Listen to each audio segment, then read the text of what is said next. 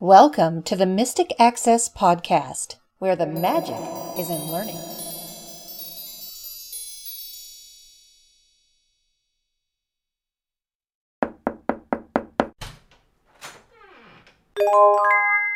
Hello, everybody, and welcome to this episode of the Mystic Access Podcast. I'm Chris. I'm Kim. And I'm Lisa. And we have a fun-filled episode for you today. We're going to introduce two friends to each other, and maybe or maybe not, they will be friends towards the end of the podcast. Who knows? Or in the lingo of Facebook, they may actually just become frenemies. So it's only a matter of time to find it. Maybe they'll unfriend each other. Maybe. Okay. Probably. There could be some poking going on. There could definitely be some poking going on, yes. That's probably Facebook's most pointless feature ever, and I think Facebook has a lot of Undoubtedly. pointlessness, so... I would agree with you. Anyway. Probably. So the first friend you guys are already acquainted with, and that would be the Amazon Echo, or also known as Alexa. For those that don't know, the Alexa is a internet-connected speaker, and you can play radio stations, read your Audible books, and podcasts and things like that just by using your voice. Briefs. Yes. And she comes in a bunch of different flavors. You can get her primarily 3 flavors, although there are a couple others as well. You can get her as an Echo, which is tall and skinny and round and cylindrical. You can get her as an Amazon Tap, which is a Bluetooth speaker. Or you can get her as a little bitty Amazon Dot, which is also cylindrical and cute and little. The Amazon Tap is a Bluetooth speaker, as Kim suggests, but it is also the only device that is battery powered. So you cannot say the magic word and have it respond to you. You have to physically touch it in order to start speaking to it. The other little friend is the Google Home, and this is a direct competitor to the Amazon Echo, created by, of course, Google. And this is a little speaker that has a touch panel on the top, and the speaker is probably six inches tall, and the top is kind of like at an angle up, so it kind of looks like the half of the side of a house roof that comes up in a peak. So it would be like half of that house roof, if you will. It doesn't have any physical buttons except one in the back. And if you press that button, you hear. Microphone off. And if you press it again, you hear. Microphone on. And the top portion, or the roof, as you will, is a touch panel. So if you want to pause the media that you're listening to, you can tap it with the finger and it'll pause or resume your media. If you want to turn up or down the volume, you swipe it counterclockwise and clockwise to modify the volume. One of the cool factor features, at least that I think, is the way that it handles podcasts. I, for one, use my Echo for listening to and consuming podcasts, but one thing the Echo does not do is it does not keep your place in a podcast. So if you stop the podcast, play TuneIn Radio or something like that, and then go back to the podcast, you're starting at the beginning. Google Home does not. So let's do the trigger phrase of, "Okay, Google, play the Mystic Access Podcast."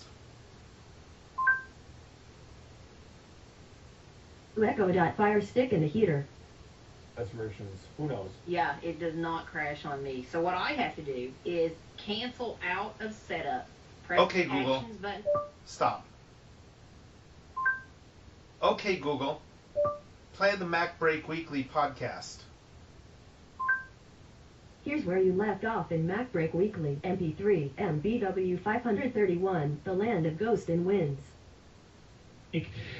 And yet, I don't know what those initial sales were like. Okay, because Google. They said it did. Stop. Okay, Google, play music. Alright, music on Google Play Music. Here you go. Okay, Google. Stop. Okay, Google. Play the Mystic Access podcast. Here's where you left off in podcasts. Mystic Access Podcast, where the magic is in learning, demonstrating the all-new Echo Dot Fire Stick in the heater. On the dot for 5 seconds. Go back in. Okay, Do the Google. process Stop. I just wanted to illustrate that that's how that did work. So they have some cool things that they do kind of alike. They have other things that they don't do alike. And they have some definite advantages over one another. So this episode's kind of going to be a little bit like let's introduce the friends or frenemies, whichever it turns out to be, and test them against one another. Okay, Google. What time is it? The time is 7:06 p.m. Alexa, what time is it? It's 7:06 p.m. Okay, Google. What is the date? It is Saturday, the 5th of November, 2016. Alexa, what is the date? Today is Saturday, November 5th. Okay, Google. What is the weather in San Francisco? Right now in San Francisco, it's 63 and mostly cloudy. Today, it'll be cloudy with a forecasted high of 65 and a low of 58. Alexa, what is the weather in San Francisco? Currently, in San Francisco, California, it's 66 degrees with mostly cloudy skies. Tonight, you can look for clouds with a low of 54 degrees. One thing that the Google Home can do is if you ask it a question, you can kind of build on the answer without re-asking it again. For example, okay, Google, who is the President of the United States? The President of the United States of America is Barack Obama. Okay, Google, how old is he? He's 55 years old. Okay, Google, who is he married to? Michelle Obama since 1992. Okay, Google, how many children does he have? 2. His children are Malia Ann Obama and Sasha Obama. So you can build upon that without saying how many children does Barack Obama have. Alexa, who is the President of the United States? The U.S. President is Barack Obama. Alexa, how old is he? Sorry, I don't have the answer to that question. So she's not sequential. She's Right. not going to give you that type of information. Right, so I could say, Alexa, how old is Barack Obama? Barack Obama is 55 years old. So I can get the same information, but it doesn't chain the information together like Google does. Okay, Google, do you like Alexa? It'd be nice if my home was as tall as Alexa's. I'm not complaining though. I like how cozy this is. That's cute. It's cute. We did try some tests, and it's very quiet if you say Google Home or just Google. But I can ask, Alexa, do you like Google Assistant? I don't have an opinion on that. Yeah, they really Yeah. if you ask her, do you like Google Home? Because nothing happens. Yeah, and I have an opinion on that tone of voice. It sounds like she very much has an opinion. Oh, yes. She's turning up her little nose and flouncing away. Yeah, she's under NDA and can't Yeah. discuss it. Absolutely. Okay, Google, do you like Siri? I know she's from Cupertino. That's pretty close to Mountain View. Alexa, do you like Siri? Siri's a great app, but I'm different. She's more gracious when it comes to Siri. Yeah, a little bit. A little bit. Yeah. Okay, Google, sing me a song. I can sing a song. I'll keep it simple, it won't last very long. So one thing I wanted to bring to your attention is the sound that you hear when Google Home starts and stops listening. Those are off by default, but if you go into the app, you can go into the settings for your Google Home device, and then there is an accessibility option. and those are located in that option, and those are the only things currently that are within the accessibility option. And just a note, to set up Google Home and to play with what I have seen in the app, it seems to be very, very accessible. Not only that, but it has a lot of heading navigation, at least from what I've noticed of what you were playing with this morning. So it's very intuitive to navigate. It's very easy to find things. There's a lot of customization in terms of, for instance, news and what you can set up. There's like health news and technology news and science news and politics and anything you could possibly want in terms of setting it up. And you get podcasts. You get like little hourly summaries like NPR hourly summary and some of these others. Whereas with something like Alexa, you can get summaries, you can get actual podcasts, but she'll also read you TTS information, whereas this doesn't seem to be the case with Google. Correct. Right. Yeah, Google Home seems to be only audio files that you can get, and to bring that up, you say, "Okay, Google, good morning." Good evening, Chris. The time is 7:12 p.m. The weather in Buffalo currently is 54 degrees and partly cloudy with a high of 57 degrees. Have a nice day. Here's the latest news from Tech News today at 7:09 p.m. yesterday. The U.S. government goes Okay, open Google. source. Next. From NPR News Summary at 6 p.m. today. Live from NPR Okay, News Google. in Washington. Next. From NPR Technology at 8:27 a.m. today. Facial recognition Okay, systems Google. can feel. Stop. One thing that I like about that little news section is, if you noticed, it was telling you the last time that it was updated. So if I know that I already listened to Tech News today, I can skip it. If I listened to the NPR one already that was at, I think, 6 p.m. about an hour ago, I can skip that. So you can actually flip through your news items too without having to listen to a few seconds of the news item and say, "Oh, I already listened to this." Hey, speaking of listening to things, someone I know is having a birthday this month, and both of them will sing to you. Okay, Google, sing "Happy Birthday." Happy birthday to you. Happy birthday to you. Happy birthday to the person whose birthday it is. Happy birthday to you.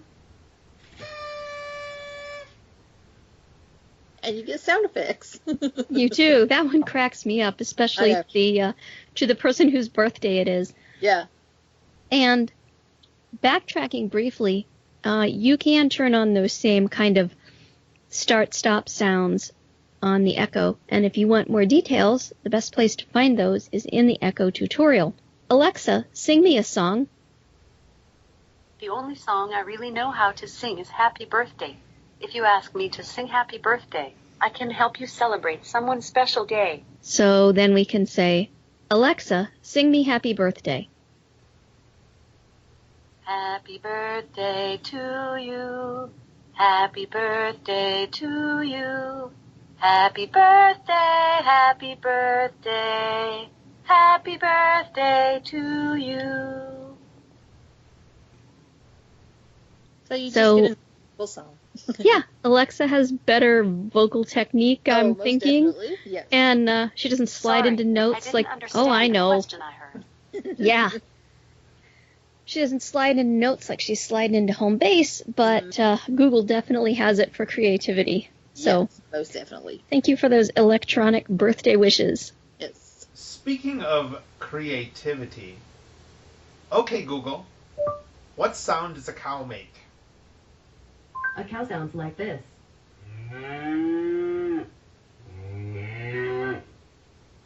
Okay, Google, what does a zebra sound like? Here's a zebra sound. Okay, Google, what does a donkey sound like? This is a donkey.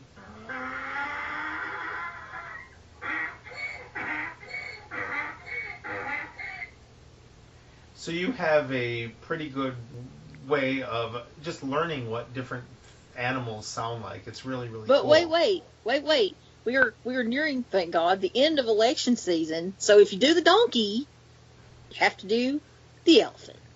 Okay. Go for it. Okay, Google. What does an elephant sound like? This is an elephant. Albeit for anyone to accuse us of being partisan on the podcast. Okay, Google. Tell me a fun fact. San Francisco is the size of 16,500 soccer fields. Alexa, what sound does the dog make? Sorry, I don't know the answer to your question. So the Echo unfortunately does not have Google's little handy-dandy sound effect library. And we were trying different sound effects earlier. It will play instrument samples and other fun things. Yes, Google can do lots of fun sounds, but she doesn't know everything, like moon phases, for instance. Yes. One thing I always like to know. Okay, Google. When is the next new moon? Sorry, I don't know how to help with that yet, but I'm trying to learn. Alexa, when is the next new moon? The next new moon is on November 29th. Currently, the moon is waxing. Full moon will occur on Monday, November 14th at 9:52 a.m. I think they both did pretty well. After all, neither of them broke into a rousing rendition of Blue Moon. So, This is true. and really, it kind of brings home a point. Google Home has been out a very short amount of time, and, we're kind of tongue-in-cheek referring to them as friends.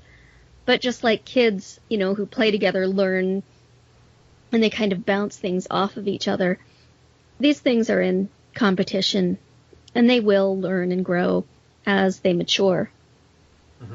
They will, although I must say I'm a bit skeptical about how Google Home is going to catch up to the quote-unquote skill set in terms of her skills library, if that is indeed something, and we believe that it is, that's something that Google is going to begin implementing. So that will be an interesting thing to watch. For example, I can't connect it to my Honeywell thermostat like I can with the Echo. The only thermostat that Google Home will currently connect to is the Nest thermostat and the Hue lights for lighting. So that's a disappointment. But again, Google Home has really only been out for a couple of weeks, if that, at the time of this recording. Yeah, she's very new. I mean, she does have the shopping list, same as her frenemy over here. She has the ability to do news and news briefs, as mentioned, weather you've seen. So there's plenty of things that she can do. One thing that I was a little disappointed to realize was that she does not have Bluetooth, as does Alexa. If you want to connect her to other things, you have to cast her. So she'll cast to your Chromecast or to a speaker, a Chromecast speaker. But in terms of anything else, that's essentially what she'll do. She has to have that Chromecast technology to send to. You can play music via Google Music, TuneIn Radio, YouTube, Spotify Premium, and also Pandora.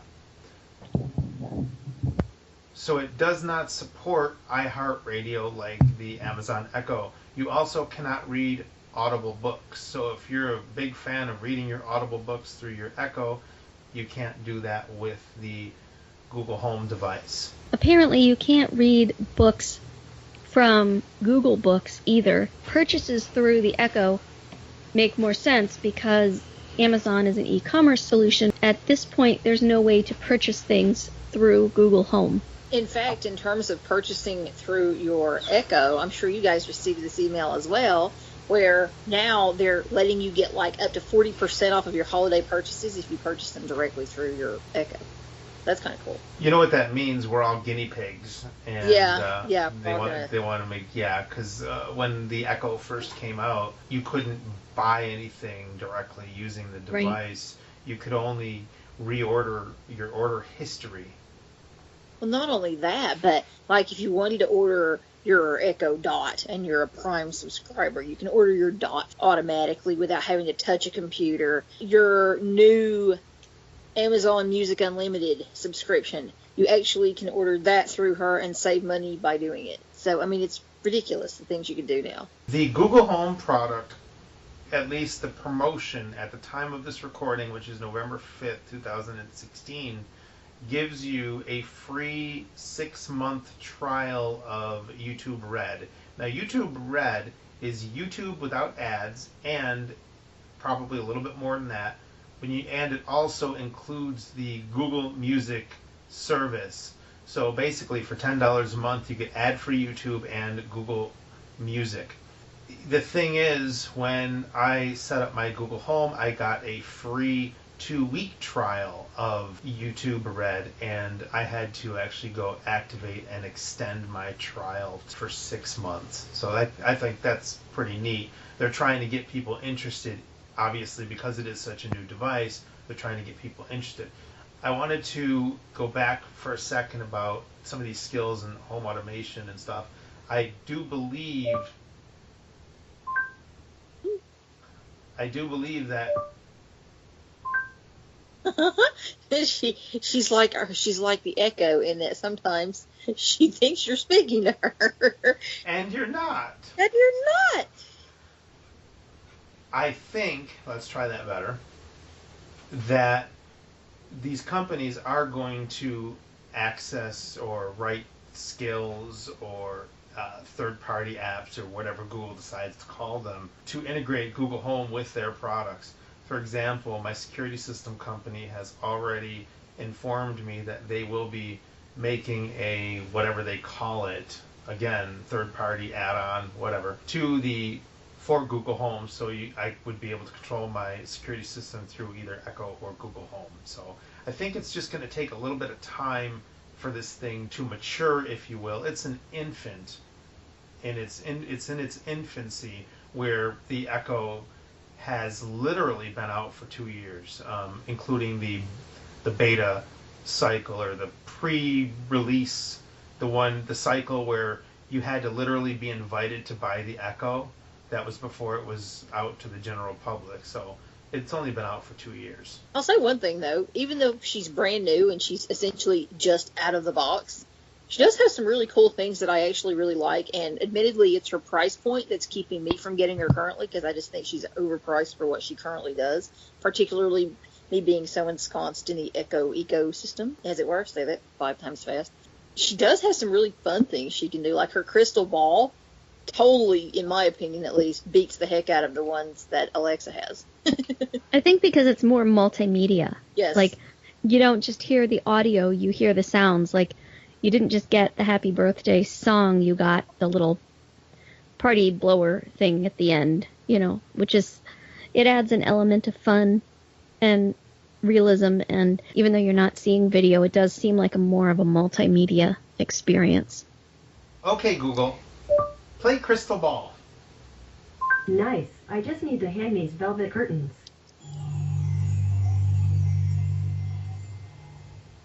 Come closer. Closer. Closer. Okay, stop. Close your eyes and clear your thoughts. The crystal ball shall reveal your destiny. Now ask a yes or no question. Will it snow on December 1st? The crystal ball says, it's a secret. But whatever, the crystal ball is totally random. Do you dare ask the crystal ball another question? Yes. Now ask a yes or no question. Will we all be happy when Election Day is over? The all-knowing crystal ball says, it's a secret. I don't know if I trust this thing. The other day it said that VHS is making a comeback. Do you dare ask the crystal ball another question? Yes. Now ask a yes or no question. Will I see an 8-track tape in my life? The all-knowing crystal ball says, don't bet on it. But I just picked this thing up at a thrift store. Don't take it too seriously. Do you dare ask the crystal ball another question? No. Come back soon to hear what the future holds for you. To me, they both function like your basic crystal ball. It gives you yes, no, maybe. But the thing that makes Google's fun are the sound effects and the little quips in between. Yeah, and the little reverb on her voice is kind of fun too. It's like, ooh. Yeah. Personally, I'm a big fan of Echo Jeopardy. Oh, me too. Echo Jeopardy. Let's try some trivia, shall we? Yay. Okay, Google. Play trivia. Oh yeah, this is so much better than telling you about the weather. Let me get into character.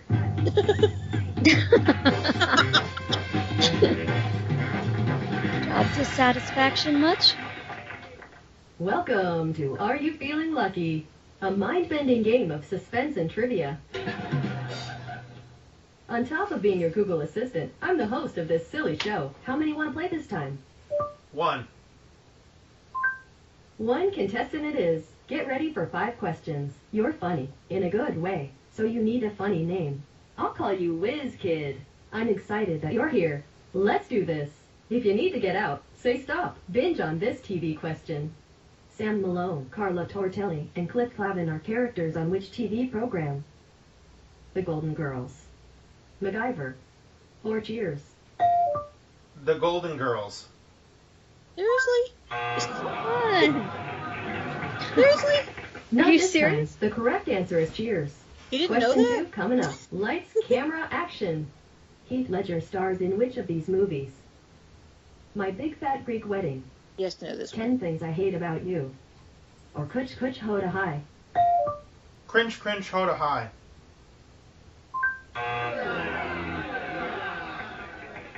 That gets a 0 on the correctness scale. The real answer is 10 Things I Hate About You. Question number 3 is coming up. Hope you know music. True or false? The full national anthem of Greece has 158 verses. False.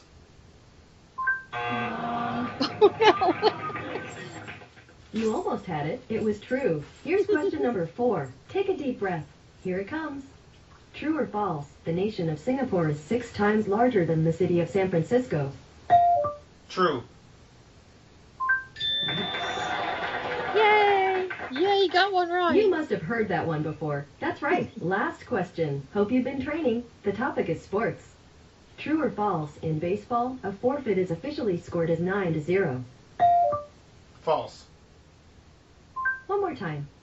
True or false? In baseball, a forfeit is officially scored as I've never seen 9-0. that. True. That was like the Training Wheels edition. That was great. I think she felt sorry And you for got me. it right. Great job. You can breathe now. The game is over. Here are your results. I could tell you were trying your best, and that's all I can ask of anyone. You got 2 correct, and that's a heck of a lot better than 0 points. Nice job. Do you want to play again? No. All right. Thanks for playing Are You Feeling Lucky? Have fun out there.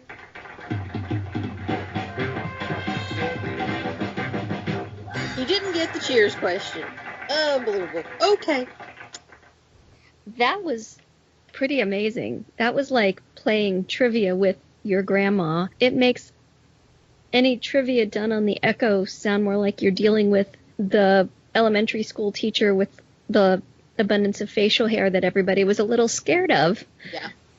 This was like, let's do that again. That was great. Yeah, it's fun. I mean, you've got Mad Libs, you've got that, you've got something else. Ask her what games you can play. I don't remember what the other one is. Oh, the spinning wheel.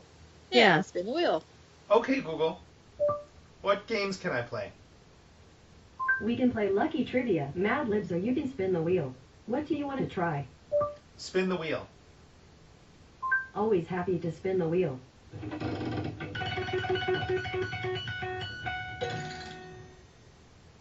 It landed on vehicle sounds.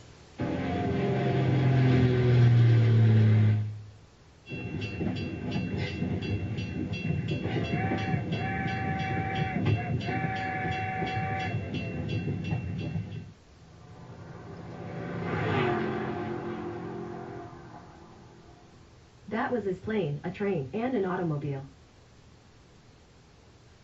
Okay, Google. Spin the wheel. Here we go.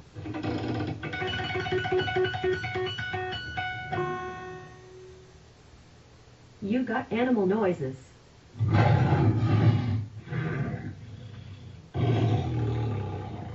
That was a lion, a tiger, and a bear. Oh my. That was predictable. Yeah. Yes. But cute. How cute. And if you think that the Echo is not getting a complete showing here, you're right, because we've talked about that in depth in other podcasts. It's only fair that Google Home gets a full turn.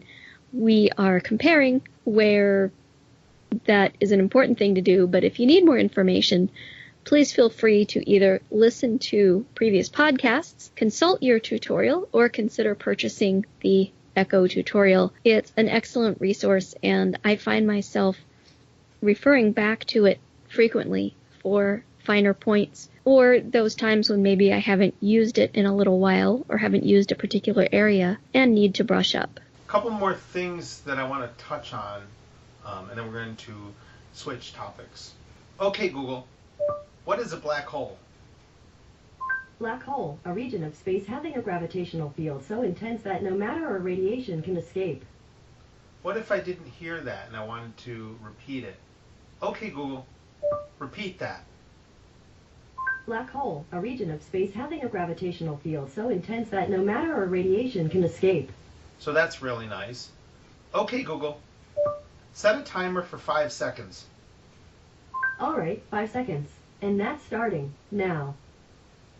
So this is something that both of them can do, alarms and timers.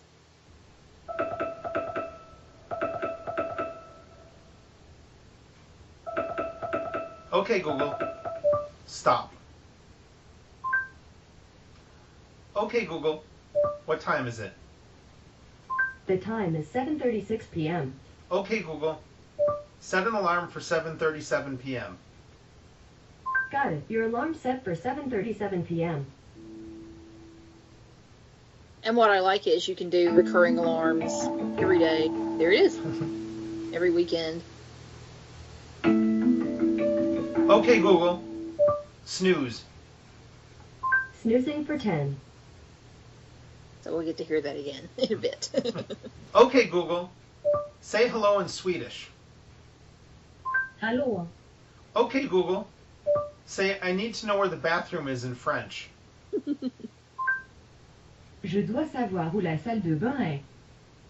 Now, I don't know if that was right, but our French listeners, if we have any that know French, will be. Oh, we able to have tell us. some. I'll pick an obscure one. Let's see if it knows this. No, wrong digital assistant. Wrong thing. Okay, Google. Say good morning in Croatian. I don't speak that language yet. Bummer. He doesn't speak Croatian. Good. That's unfortunate. Okay, Google. When do I turn the clocks back? According to web exhibits, most of the United States begins daylight saving time at 2 a.m. on the second Sunday in March and reverts to standard time on the first Sunday in November. In the U.S., each time zone switches at a different time. In the European Union, summertime begins and ends at 1 a.m. Now that's interesting. The last time we did it, it gave the incorrect dates. It did. How interesting. Yeah, our syntax might have been different. Probably, yes. And I found out about the time change when I said, Alexa, good morning. Good morning. Great news for sleep lovers craving that extra hour of slumber. You get to set your clocks back 1 hour tonight. Don't worry, I'll update my clock auto-magically. Now, see, that's one of the things I love about her. Every morning you get a cute good morning message. However, Google does it differently. We've already did that because it played the news briefs. So we did that already. Yeah, but what about in the evenings when we're going to sleep? Okay, Google. Good evening. Good evening, Chris. The time is 7:40 p.m. The weather in Buffalo currently is 53 degrees and partly cloudy with a high of 57 degrees. Have a nice day. Here's the latest news. From Tech News today at 7:09 p.m. yesterday. The U.S. government Google. knows open... Stop. I thought you were going to tell her good night. Not good evening. Yeah. Okay, Google. Good night. Sleep well. Alexa, good night. Good night. Sleep tight. See, I just like that. She's very cozy. And I like, actually, when you say good morning or good evening, that it doesn't launch into all of that. Me too. Because I don't want to hear that when I first wake up. At 5 no. The last thing I want is to know what's going on in the election at 5 o'clock in the morning. That actually would be beautiful, because then I would have all the reason I needed to turn over and put my head back under the covers and go back to sleep. Yes. Or what you do is, before you go to bed, you reach behind it and you hit this magic button right here. Microphone off. Or it won't hear you anymore. And then you press it again. Microphone on. And it will now hear you. Yeah, but if I did that, I would forget that I had done it. I would be screaming at it. Why are you not speaking to me? Why are you not speaking to me? It's broken. I had a moment a couple weeks ago where I accused my Echo of doing something it was not doing. I had been dealing with an awful lot of technology that day. I had to set the alarm insanely early the next day, and it went off and my eyes were slits and I didn't recognize the alarm sound. And I thought, okay, that must be my iPhone. So just reflexively I reached for it, and it wasn't my iPhone. Didn't know what else it could be, and thought it must be the Amazon Echo. So I said, Alexa, stop. And it kept going as if I hadn't said a thing. So then I started to beg. It was not very attractive. You know, it turned into, Alexa, stop! And then it got more like, in the name of all that's good and holy, please stop. And nothing would happen. And I thought, okay. I thought that this was all voice controlled, but I bet I have to get up and push a button on it, because I really don't use the alarm on mine that much. So I went over, and it wasn't the Echo. And it was indeed the newest piece of technology in my life, which was my Apple Watch.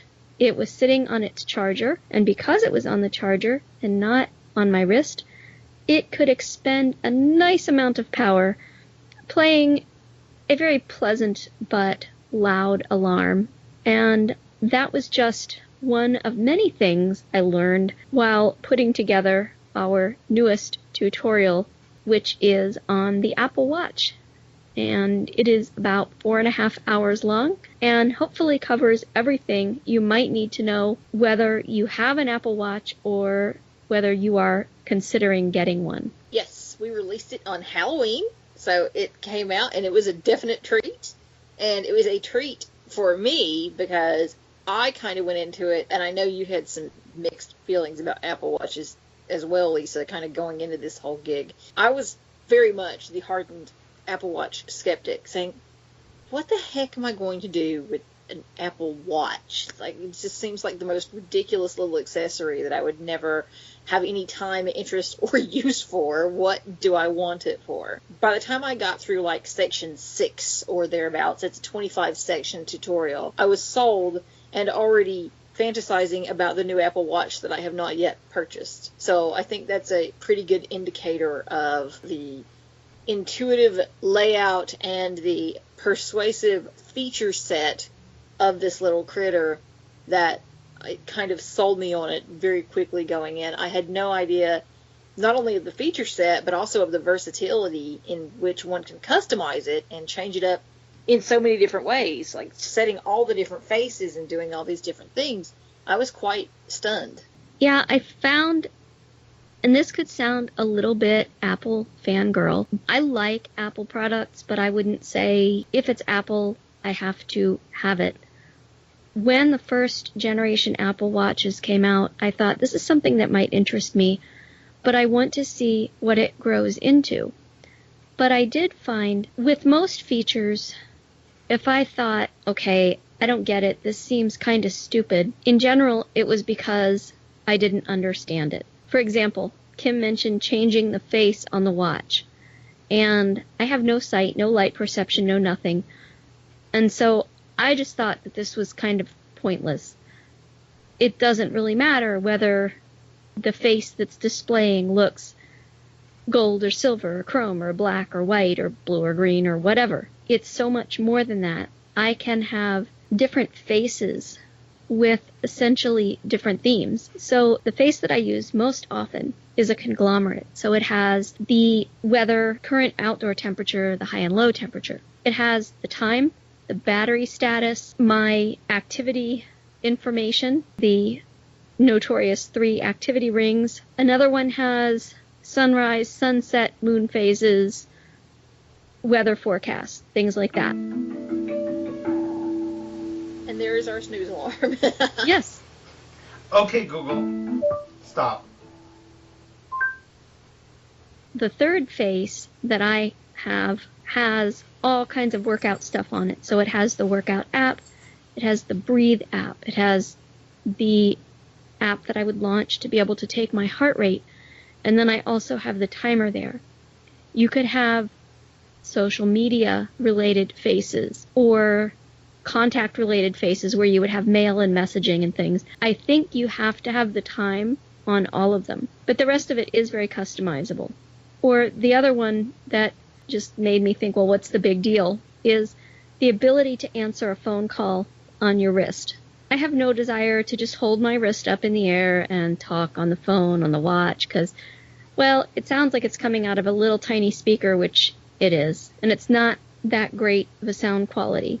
But the other day, I was in another room quite far from my phone, and I had just finished washing my hands, and I got a phone call, and I felt the taps on my wrist, and I had a couple choices. I could, of course, have just let it go, but this was an important call, so I could tell it to answer on my phone, so the caller would hear Samantha say, "Please hold," transferring or something similar, or I could answer it right on my wrist and either talk and have the conversation, or, which is what I ended up doing, I could answer it and quickly make my way over to my phone and pick up the call on the phone. So it adds extra layers, at least in my mind, of convenience. And it's great because you might not even know if you want or need a watch. And I talk about 4 kinds of people who might benefit from the watch. You might be concerned, well, what if I don't have the right Apple Watch for this tutorial? It doesn't matter, because about 97% or so of it will apply to both watches.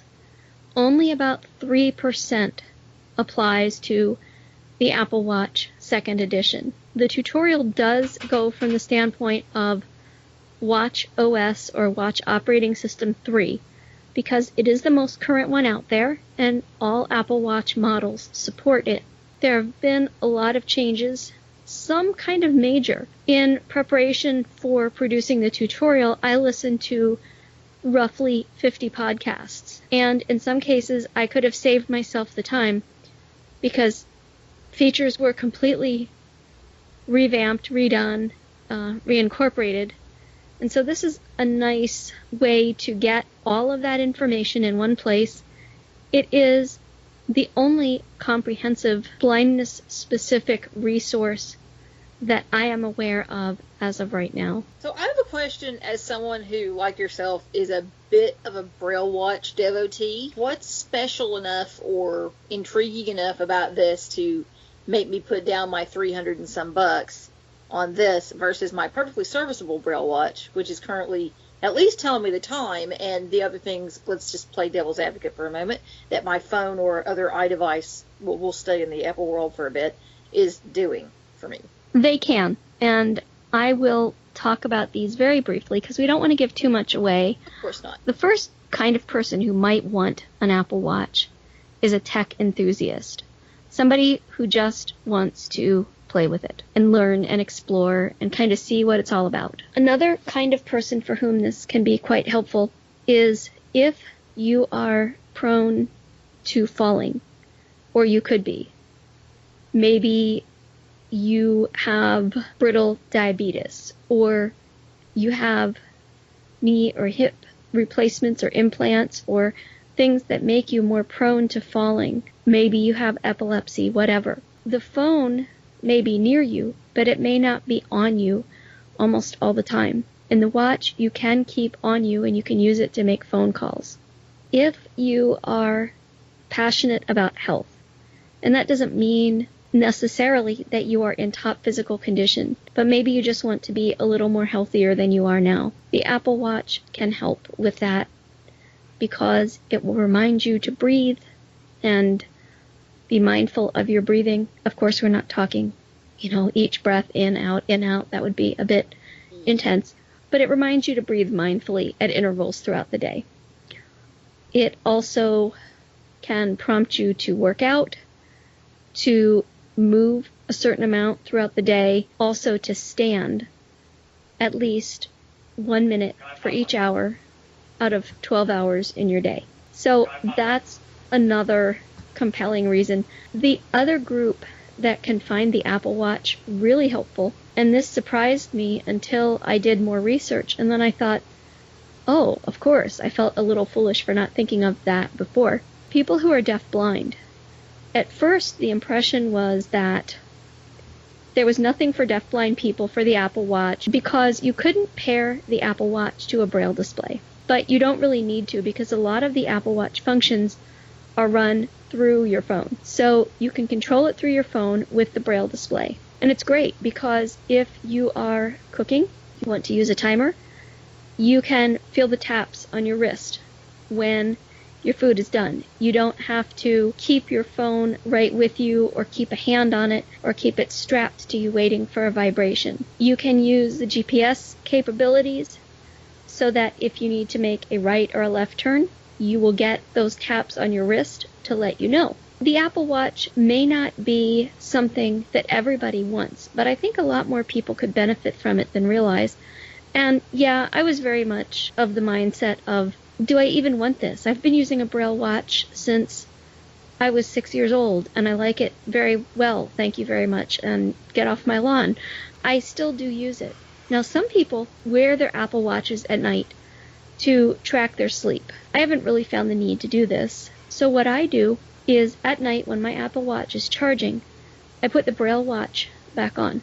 I like that better, actually, because when I wake up in the middle of the night, I find that it's less intrusive and it's easier to get back to sleep if I can get the time tactily than hearing it. Speaking of hearing, I want to make one point about the layout of the tutorial. I went through it in a way that I hope would be intuitive to most people. For example, I didn't go through the settings in a very linear, start to finish kind of way. I thought, okay, what are the most pressing features? For example, when I first got my watch, I really wanted to make it talk faster, or I would have lost my mind. I also wanted to change it so that when I pressed the button to get the time, it wasn't saying it's 7:26 and 43 seconds. I didn't want those seconds announced. I tried to go through those settings that might be the most important initially, and then come back to others that were no less important, but were still very necessary. Two things I really have to compliment you on in terms of the creation of this. I love the overall product a lot. But two things I found particularly awesome for me as someone listening, and as I had mentioned before, definitely a skeptic going into the listening process thinking, well, this will be interesting, but it's not for me. One of those is your defining of terms, some of which are actually quite interesting. Yeah. And the fact that really any questions I had, you were anticipating before I could even really process my thought of, I wonder when Lisa's going to cover X, Y, and Z. Boom. There was X, Y, and Z. I really appreciated that because it just goes to show what went into an intuitive planning of putting this thing together and making it in such a way where that really was the case. I think it was very artfully put together. I loved it. I mean, I could just sit here and ramble and talk about this tutorial because I loved learning about it. I loved putting it together. The one term that I defined was complications, because every time somebody talked about Apple Watch complications, a little part of me went, difficult, scary, what's that? And I looked it up, and it actually has a very fascinating historical context. But once you understand what complications are, the way that the term is being used, it makes perfect sense, and it takes any kind of stress or scary, I think, out of it. The other thing I must say in praise of the tutorial, and I can say this because I had no hand whatsoever in this. This was primarily Chris, and Kim also edited me, and to borrow a popular phrase, made me sound better than I deserved. The tutorial is available in MP3 and also DAISY.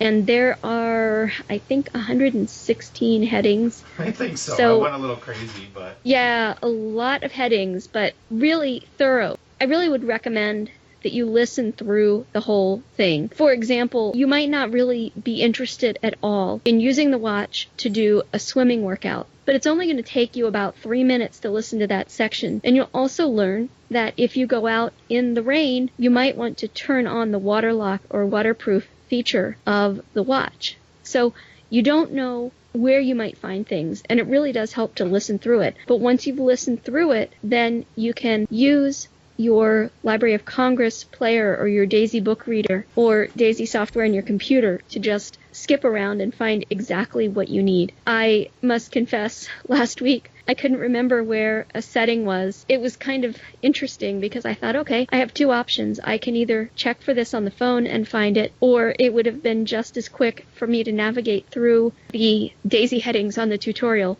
and find the setting there. And it's really one of those things, I feel, that if you're kind of like me and thinking, I'm not really sure if this applies to me at all or if it's something that interests me, put down the $39 that this is going to cost you for the digital download, or $49 for the SD card. Check it out. It's better to do that and discover that, well, it isn't for me, but it might be for a friend of mine or, what have you, than to lay down the money and then realize this is something I'm never going to use and it's going to sit here and collect dust and I'm going to sell it and get half what I paid for it.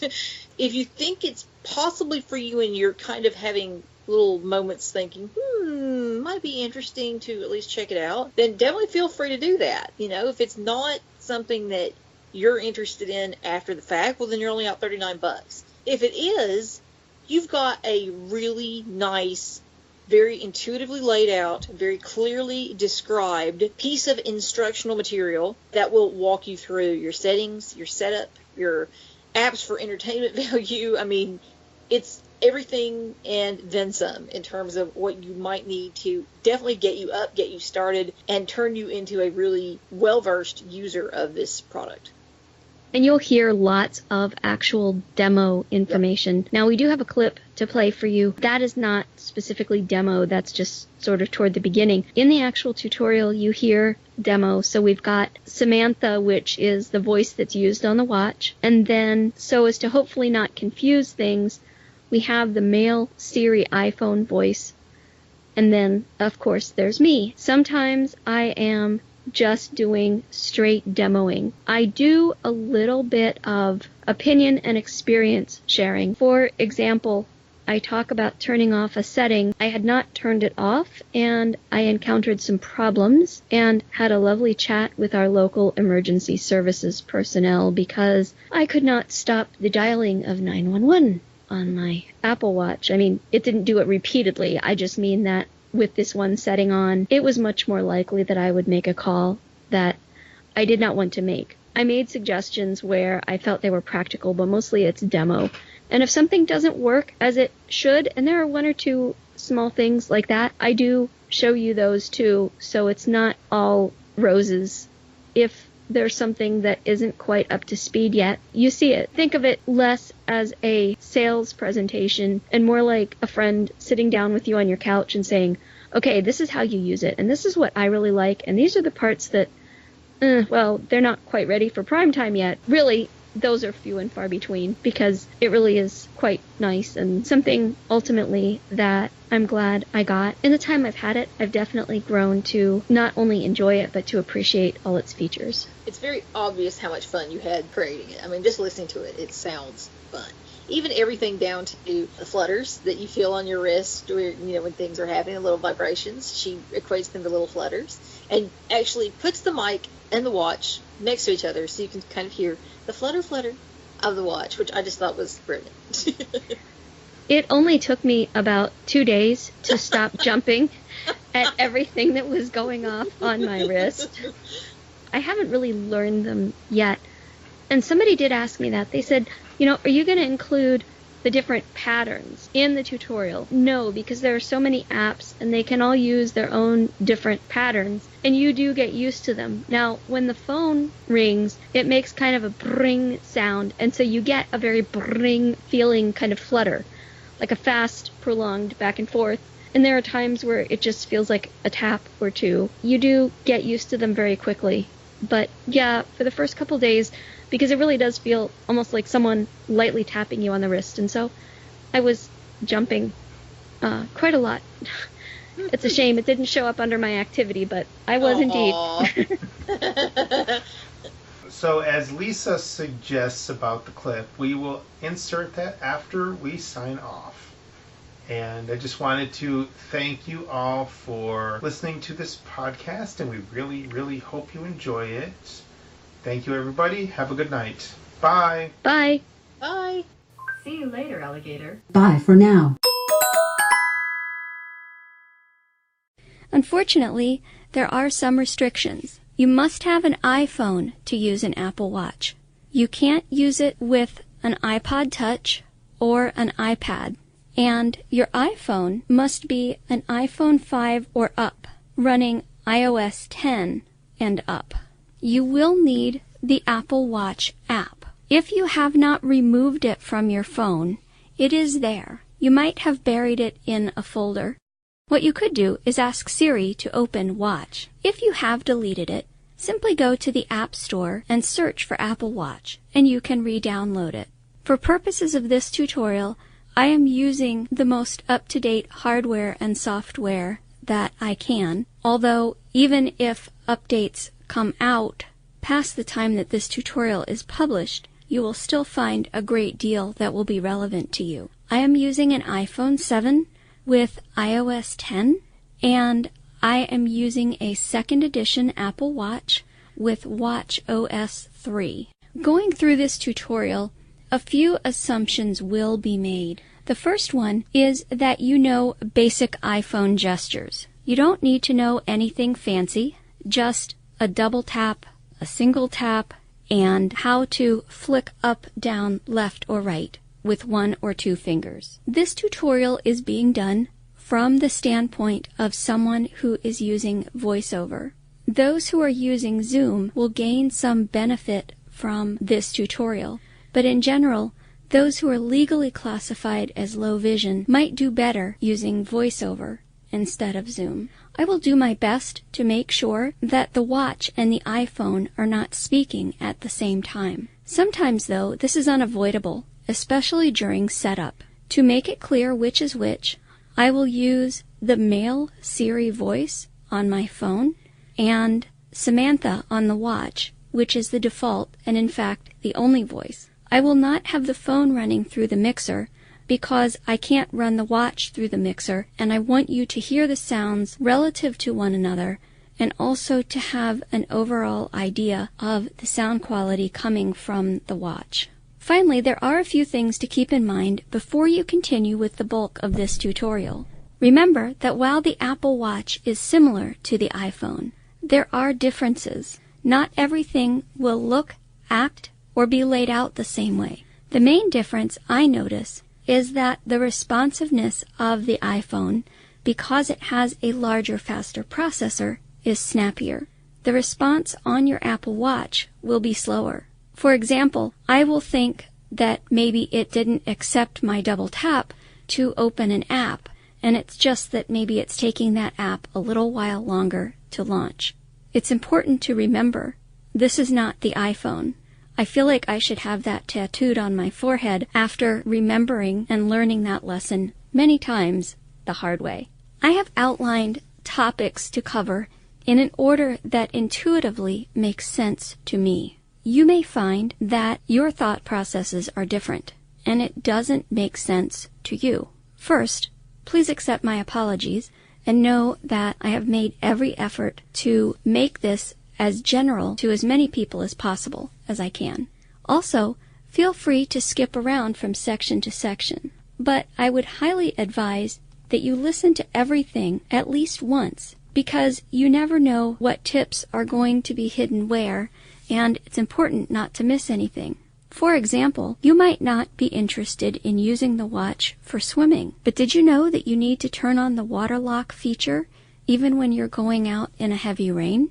So it's important to give it a listen through at least once. Then you can come back and listen again to the sections that are most interesting and most relevant to you. It is my goal that once you have gone through this tutorial and you understand the concepts that I've laid out here, that you will be a well-versed user of the Apple Watch. You may not learn every nuance of every particular setting, every particular use case, every particular watch face in this tutorial, but you will know enough to find all the information you need.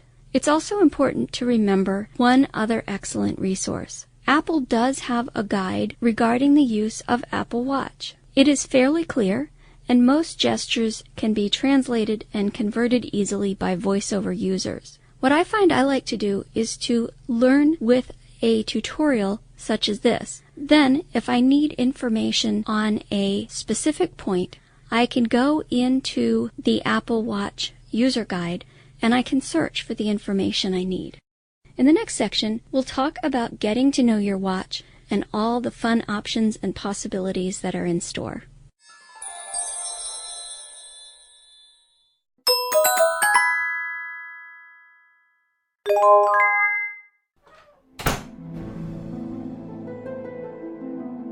The preceding podcast is a presentation of Mystic Access, where the magic is in learning. To contact us, please visit www.mysticaccess.com. Call us 716-543-3323 and press 2 to reach our Mystic Access podcast comment line. Email us at show@mysticaccesspodcast.com and follow us on Twitter at twitter.com/mysticaccess. Would you like to spread the word about our podcasts? Please tell your friends and colleagues to visit us at www.mysticaccesspodcast.com. If you enjoy what you hear on our podcasts, feel free to leave us an iTunes rating and review. We certainly appreciate those. Also, you may feel free to use our podcasts in your own RSS feed. Just be sure that all of our contact information is left intact. Thanks for spreading the word, and thanks for listening. We hope that you have enjoyed this episode.